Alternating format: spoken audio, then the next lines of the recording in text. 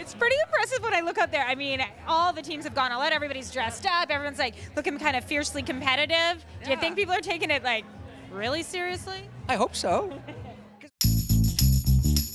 Coming up on Go, ping pong for a good cause. All right, everyone, 5 minutes left. Celebrating BC film at the Vancouver International Film Festival. Experienced war and genocide to Canada. And getting schooled on beer. They'll need skilled labor.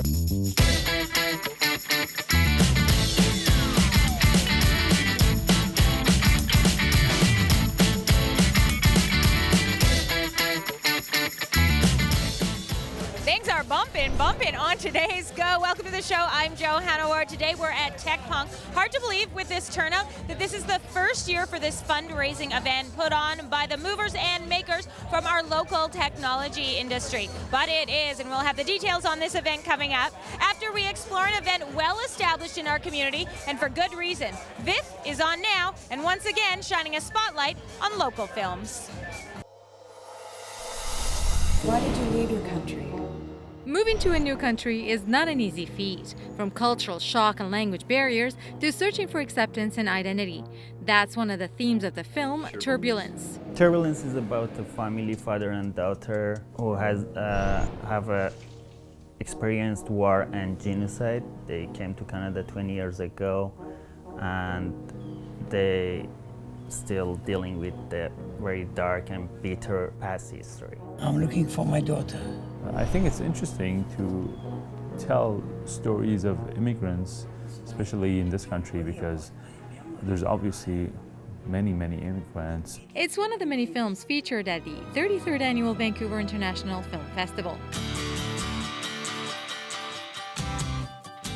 This year we have 355 films from over 65 countries across 7 venues and 9 screens throughout 16 days.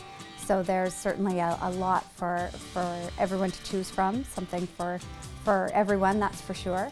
Filmmaker Soran Marduki drew from his own journey, since he himself was born in a Kurdish town in Iran and he immigrated to Canada 4 years ago. I always wanted to make a movie about this, and after 4 years ago when I came to Canada, I started thinking about, so what if you bring someone with experienced war and genocide to Canada?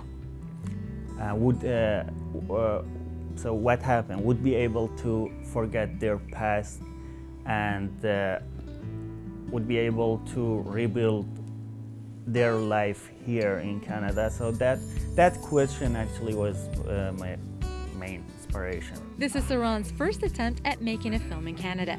Back in Kurdistan, he worked on several short films, documentaries, and one other feature film. But he says that making a movie here proved to be more difficult. Making a movie there for me is much easier than here, so because I have a lot of connections there, so I know a lot of people there who working in this industry. Turbulence is one of 13 films that are being celebrated as part of the BC Spotlight category, highlighting the fine work produced right here in BC. It's such an important and special part, I think, of VIF, the BC Spotlight. We launched it last year and we had 12 films in the program. We saw great community engagement and support for all of the artists. It's really important. There's also some number of cash and in-kind awards associated with the BC Spotlight. And that's one of the things that makes this festival the perfect place to premiere Soran's film, especially since he used to volunteer for it as well. At Vin City Theatre, I'm Jeannie Tozy for Go Vancouver. The hashtag is MustSeeBC for must-see films at VIF this year that you don't want to miss. You can get the full schedule online at vif.org. Now, another great event that for now is a one-nighter first-timer, Pong. Now, this is a whole different side of BC's technology industry.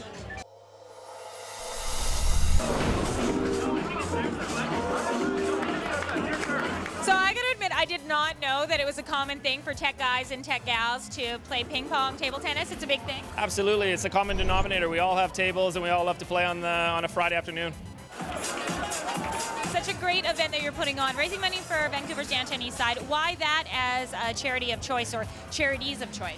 Well, the truth of the matter is that a lot of the accelerators, incubators, and the tech startups are in the downtown east side. They sort of sprout out of this area. So when we decided to do this event, it was really like, how can we impact the area that actually has the most amount of tech companies in it? All right, everyone, 5 minutes left. It's unbelievable. I mean, about 3 months ago, I had a lunch with a colleague here, and we started talking about how can we do something that's going to impact the tech sector and also impact the downtown east side. I mean, here we are. I think as companies, we want to do things for our community, and we want to support our employees that have ideas of things that they're really passionate about. But it's really hard to actually make it all happen. This was actually really easy. We've got 21 companies, and next year it's going to be 5 times the size. I can't believe it's this big for the first annual. So far at tonight's Tech Pong event, they have raised over $60,000, and we're going to update that total later on the show. Plus, we have these stories coming up from the Go team. Later in the show, this is about 1 month worth of dialysis. not letting change define you. So your body builds up antibodies. And finding a portable charger that's right for you.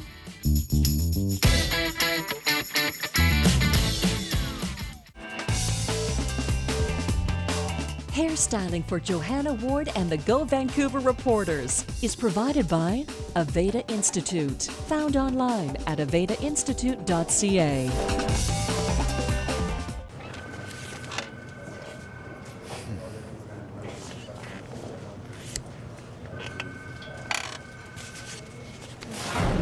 We're going to a real NHL. This is awesome. I'm so stoked I got these tickets. Real Nutcracker. See commotion by the ocean. Thank you for the football tickets. That was amazing. Magic was awesome. This is just what he needed.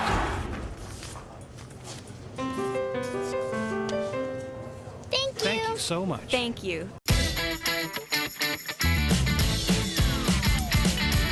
Welcome back to Go. A lot of cool scenes in our city these days. Here on Go, we've done a lot of work with the BCTIA. That's the BC Technology Industry Association. A lot of those folks are here tonight for Tech Pong, a fundraiser for the deserving on Vancouver's downtown east side. Now, another growing scene has to do with craft beer.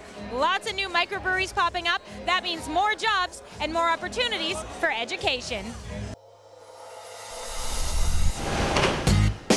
It's an industry that's brewing, a market people are hopping to. This year, over 20 new breweries popped up across the province, half of those in the Lower Mainland.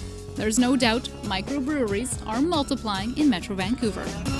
So today you will be measuring the pH of worts. And now this trade's being recognized in the classroom. There's a lot of breweries that have opened their doors, so they'll need skilled labor, and hopefully we're providing that. In a chemistry lab at Kwantlen Polytechnic University, fewer than 20 students are learning the science behind beer. You add a bit of sample to your beaker, and then you pour back and forth, back and forth. These students are some of the first to enroll in KPU's Diploma in Brewing and Brewery Operations, the first diploma program of its kind in BC. The number of new craft breweries every year is increasing. So for us, that was, the aha moment. This is the time for us to leap on this and develop a really strong program to have those highly skilled grads. One student on track to being a highly skilled grad is Tom Morrison. I enrolled in this program simply because I've been in the industry for about 2 years and I was looking to move up. Tom figures the best way to move up is to understand beer on a molecular level. The thing that craft beer is missing right now is the exact science. There is not very much quality control. But the big breweries have really done some things right, primarily making sure that that beer is the exact same anywhere across the world wherever it's made. If we can tap into that early and then apply that science to craft beer, I think that would make you unstoppable. The curriculum was designed with input from BC brewmasters and includes courses in business, marketing, and beer recipe formulations, which will take place here. KPU's very own brew lab being built at their Langley campus. The main portion of the brew lab is going to be a process lab where the students will actually get the hands-on experience of brewing the beer. So that by that time we'll have the windows in. But this 4,000 square foot facility is not just for beer making. Betty Warbeck, KPU's Dean of Faculty of Science and Horticulture, says it will be a showcase building for the campus. We are hoping to have a small tasting room in there. We may be selling growlers of beer, etc. So we do believe that this will be a real attraction for people to come. The brew lab construction is expected to be complete in December. And then you're going to take that reading, multiply it by 10, and that'll give you the color. But this budding industry is just getting started, with KPU leading the way in training those who are keen in crafting a career in BC's beer business. In Langley, I'm Jen Moranitz for Go Vancouver. KPU will begin taking applications for the September 2015 class November the 1st. So if you think this might be the career path for you, you can get all the hoppy details online. We do love hearing your feedback. We also love getting story suggestions. In fact, that's where a lot of our ideas come from, like this one, Tech Pong, a fundraiser for Vancouver's downtown east side. And in fact, some of our most inspiring stories come from suggestions from you. Up next, it's Corrine Skalbeck. This is about 1 month worth of dialysis. You may not be able to tell, but for Ali Sidorsky, daily life is a struggle. For 4 years, she's been suffering from kidney failure and is currently waiting for a transplant. It's the second time she's been on the wait list. In 2001, Ali received a kidney transplant from a very special donor. They didn't even suggest going on the list. They said, we need somebody now. And so I and my husband went and got tested, and I was a match right away. And within 3 months, I was donating. Oh, I couldn't live without her. She's my mom. Her and I have like a best friend bond. Following the transplant, life was good. Ali became a camp counselor and started a part-time job. And for 9 years, she was able to live the life she had always dreamed of. But in 2010, her condition took a turn for the worse. Her kidney began to fail and she was forced to go back on dialysis. For a young person, it's a shocker, but I have been in it, so I accepted it right away. First time I didn't. I wouldn't even look at the machine. I was lucky, I was only on it at that time for 6 months, but this time I've been on it for 4 years. For her treatments, Ali is hooked up to a dialysis machine for 9 hours every night. It's a routine that makes daily activities a challenge, and one that is dependent upon her body's response to the dialysis and medications each day. I wake up, I unhook from the dialysis machine, and I take a handful of medication, and I have to check my weight, do my blood pressure, eat breakfast, and that's if I'm feeling well enough to eat the breakfast. And then usually that's around 11, then I have to disconnect all that tubing and dump the solution and all that. Every day is different. None of them are the same.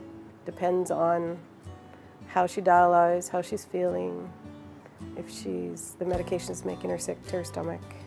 So every day is not the same. Originally from Kelowna, but now living in Coquitlam in order to be closer to the care she needs, Ali fights every day with the hope that a kidney will become available. But she fears it's not something that is likely to happen soon. I've been waiting 4 years, and I probably will be waiting probably 6 or 7. It's hard because I am a B, and I have antibodies because I have had the existing transplant. So your body builds up antibodies, and so you have to be not just blood group, you have to be antibody match. Nearly 4,500 Canadians are waiting for an organ donor, and the majority of these people are waiting for a kidney. Sadly, only a fraction of Canadians are registered to donate. 85% donate the organs go to kidney transplants, so awareness is huge. To learn more about Ali's story and to find out how you can help, visit Alicia's Kidney Wish on Facebook. In Coquitlam, I'm Corinne Skalbeck for Go Vancouver. Remember, you can visit the Kidney Foundation of Canada website to find out how you can make a difference on a grand scale, on a small scale. Well, here at Tech Pond, raising money for Vancouver's downtown east side, it's not so small. So far, they've raised over $68,000. And our very own Tiffany Gurdon, she's getting her own win on the tech scene, talking tech trends with tech guru Andy Brower.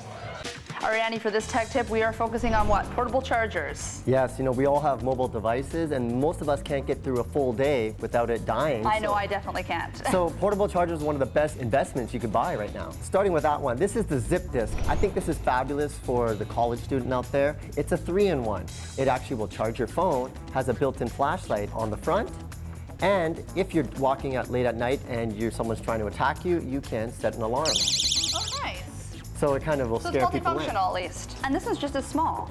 This one's just as small. This is it's called the Piston Power by Logic. Very, very simple. It can charge your phone about 1.5 times, and it's really portable. You can put this right in your purse or pocket. That's what I like about it. It's nice and small, discreet. Exactly. Now this one isn't so discreet. Yeah, this is the Big Daddy. This is the Hue Pro by Juno Power, and this can charge your smartphone and your tablet all at the same time. And what I really like is that it has an LCD screen right on the front. They'll tell you how much power is left in it, so you'll never run out of juice. So between the three, there's a smartphone backup battery charger for you. Definitely, there's lots of choices, and of course there's lots of choices of these devices as well as many others. You can get more information on our tech tips by checking out our YouTube channel. Still to come, a very comfortable ambience created by the undermount lighting. Historic living made modern. It's a very good lifestyle that you can enjoy. You're watching Go.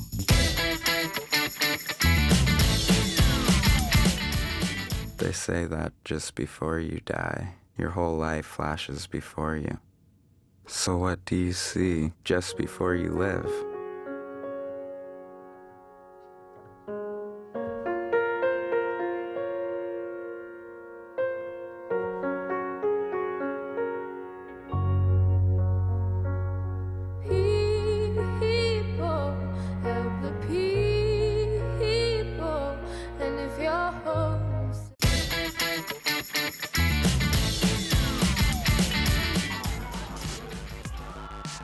Welcome back to Go at Tech Pond. Sarah McCready from Unbounce. I totally want to have the warrior paint on. You look awesome. Thank you, thank you. You guys have really pulled out all the stops for this event. Yeah, it's been fun. I plan a ton of events that's tech related, and this is by far the most fun and best event I've ever planned. I heard you guys were doing some pretty interesting fundraising ideas as well around the office. Can you share a few? Yeah, so Unbounce has raised, I think, $3,200 now to date, and we have done so many fun things. You get, not even on the phone, in the office, if you get caught talking like a hipster, you have to chimp up. Even for our customer success team, if the phone gets to the 4th ring from a customer, you got to chimp $2. We do push-ups every day in the office. If you miss out on that, you have to chimp. There's been bake sales. It's been amazing and so much fun. It must be great, too, to be at the actual event and then see how everybody from other companies are really getting creative as well. Yeah, for sure. We've sort of been in our own bubble getting excited about this, and now to actually see the action and see everyone dressed up, it's amazing. So cool, so awesome. Okay, well, I'm not sure if I know how to talk like a hipster, but I know somebody who does. We're going to toss it over to Paul McClellan.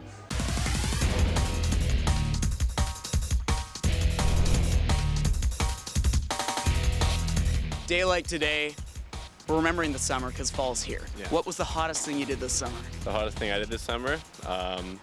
Spent the whole day at English Bay, then we went to the fireworks. That was an awesome day. Weather was perfect for it, couldn't complain. A day like this today, I'm forgetting about it so quick, but I knew it was coming. Vancouver, right? What was the hottest thing you did this summer that you remember on days like this? Like model hot? Either or. Probably just standing around at work. It's been really hot outside. I work outdoors, so. What do you do? I pump gas. That would be a hot job this summer, I guess. Yes. Did you see anything hot while you were pumping gas? It's in a nice part of town, so lots of nice ladies walk by. So, yes. Yeah? Yeah. Yeah. Yeah. Yeah.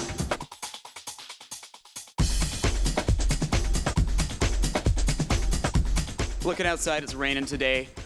Let's remember back to the good days. What was the hottest thing you did this summer? Hottest thing? Wow. Running around half naked? Whereabouts was that? In Alberta. Drumheller.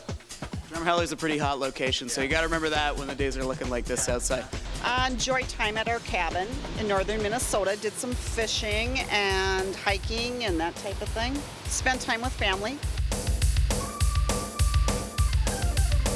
The hottest thing you guys did this summer? I was fruit picking in the Okanagan Valley, and around August, and it was hot there, and it was great. But there was a lot of lakes, and so it was great. And yeah. All right, we'll bleep that. You've learned some spicy language. That was some pumpkin spicy language that German used. Pumpkin spicy language.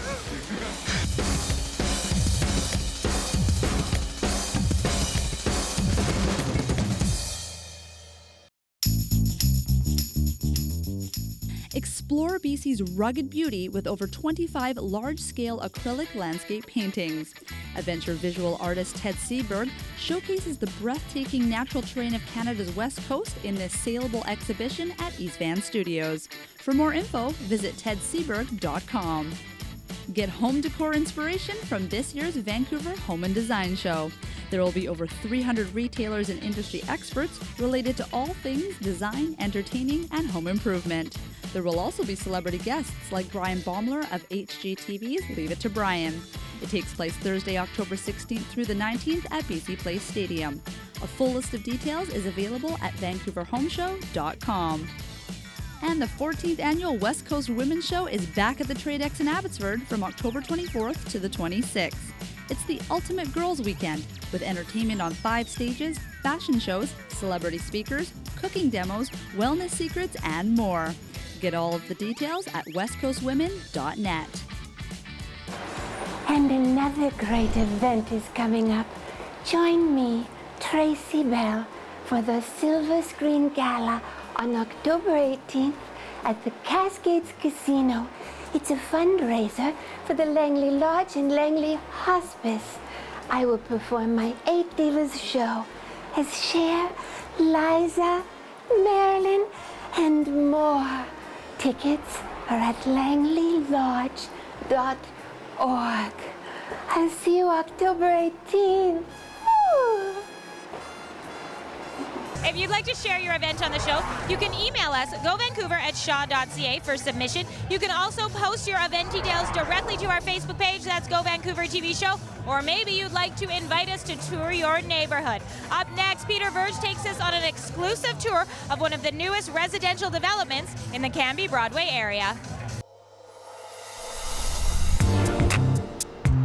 With City Hall to the south and downtown just minutes away, the Broadway and Cambie area is becoming a popular place for people to live, especially with all the amenities nearby. You know, you can step outside your door and you can enjoy all the added greenery, all the parks. It just has that natural charm and character throughout all the different neighborhoods. I think people are really looking for that, which you may not necessarily find in the downtown core. For people wanting to avoid the hustle and bustle of living downtown, the area is gaining popularity and more residential buildings. One of the newest developments is by CM Bay called City. The concept behind the project is to combine urban style with convenient living. As you walk into the suite, you will see the great ambience, the very comfortable ambience created by the undermount lighting in the bathroom and also in the kitchen cabinets. We have the high gloss, modern high gloss cabinetry.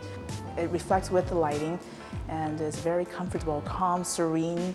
It's still modern and it's stylish. So it's a very comfortable living space. And that comfort can be felt throughout the units, from the spa-like bathroom to the state-of-the-art kitchens and of course the incredible views of downtown. With the homes that are facing on Broadway, you will be able to see the views through the balcony, through the living room. You can see the views of the mountain and downtown to the north. It's a very good lifestyle that you can enjoy. And for many who live in the area, the lifestyle is what it's all about. The seawall is just minutes away, and there are places to bike in every direction. And of course, there is public transit leading you almost anywhere in the Lower Mainland, and there are ongoing talks about the Broadway Rapid Transit line, meaning more accessibility. Cambie SkyTrain station right there, and then they also have the recent talks about the rapid transit line system that they're proposing to go through Broadway and into UBC. So quite naturally, when you have those two factors involved, there will be an added boost of demand for the area. At Broadway and Canby, I'm Peter Burge for Go Vancouver. That is one of the fastest growing areas in Vancouver, with just under 40,000 people living in 4 square kilometers. You can always find out more about the development at the developer's website. Now that's it for today's Go from Tech Pong. Congratulations to everybody involved, raising a whack of money for the deserving on the downtown east side. I want to say thanks to you for watching. Remind you, if you want to see more Go, you can check out our YouTube channel, where you'll also find a whole whack of great music videos from local talent. See you next time.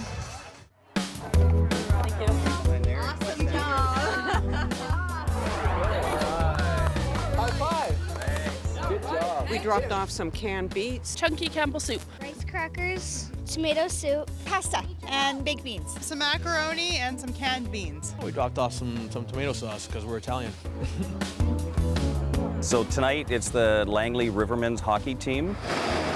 We've got the hockey team here, and anyone that makes a donation, whether it be monetary or with food, they will be able to get a 2-for-1 ticket. Thank you very much. Food banks were started back in the 1940s, and it was a temporary measure, but now we need them. So we're seeing a new demographic. We see a lot more people that are dealing with chronic illnesses, of course our seniors and our children. We always need volunteers. Volunteers are the heart and soul of any community-based organization to deliver those services. So we're asking not for products that are full of sugars and those kind of things, but proteins. Of course, you can do things like canned beans, tuna, canned fish is always good, or peanut butter. I mean, peanut butter goes a long way, and it's not that expensive. Who are you cheering for tonight? I don't know. The Rivermen? All right.